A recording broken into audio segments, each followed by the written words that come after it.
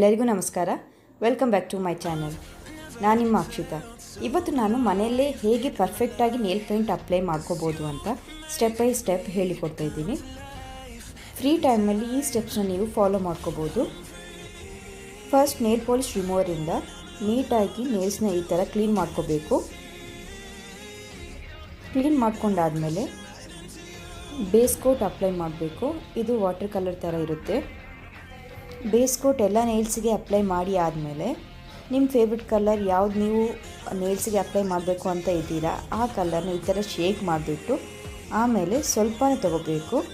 First ಬಂದುಬಿಟ್ಟು ಮಿಡಲಲ್ಲಿ ಈ ಥರ ಹಾಕಿಬಿಟ್ಟು ಆಮೇಲೆ ಎರಡು ಸೈಡ್ಗೂ ಹಾಕೋಬೇಕು ಈ ಥರ.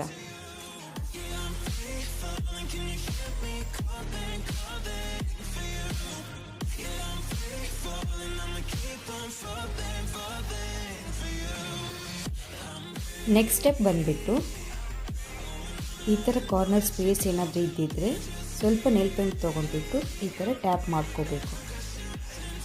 ಇದಾದಮೇಲೆ ನಾವು ಈ ಥರ ಕ್ರಾಸ್ ಕಟ್ಟಿರೋ ಬ್ರಷ್ ತೊಗೋಬೇಕು. ಇದನ್ನು ನಾವು ಫಸ್ಟಿಗೆ ನೇಲ್ ಪಾಲಿಶ್ ರಿಮೂವರಿಂದ ಸ್ವಲ್ಪ ಡಿಪ್ ಮಾಡಿಕೊಂಡು ಆಮೇಲೆ ಈ ಥರ ನೋಡಿ ಕಾರ್ನರಲ್ಲಿ ಎಕ್ಸ್ಟ್ರಾ ನಾವು ಅಪ್ಲೈ ಮಾಡಬೇಕಾದ್ರೆ ಹೊರಗಡೆ ಬಂದಿರುತ್ತೆ. ಸೊ ಅದನ್ನೆಲ್ಲ ನೀಟಾಗಿ ಈ ಥರ ರಿಮೂವ್ ಮಾಡಬೇಕಾದ್ರೆ ನಿಮಗೆ ಆ ನೇಲ್ಸಿಗೆ ನಾವು ಪೇಂಟ್ ಮಾಡಿರೋದು ಶೇಪ್ ಕೂಡ ಚೆನ್ನಾಗಿ ಬರುತ್ತೆ. ನೋಡಿ ಈ ಥರ ಎಲ್ಲ ರಿಮೂವ್ ಮಾಡ್ಕೋಬೇಕು.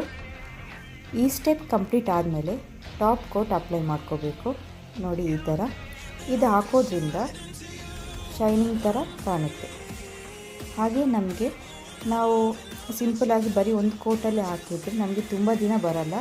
ಈ ಥರ ನಾವು ಟಾಪ್ ಕೋಟ್ ಮತ್ತು ಬೇಸ್ ಕೋಟ್ ಅಪ್ಲೈ ಮಾಡೋದ್ರಿಂದ ನಮಗೆ ಒಂದು 3-4 ಡೇಸ್ ಎಕ್ಸ್ಟ್ರಾ ಇರುತ್ತೆ.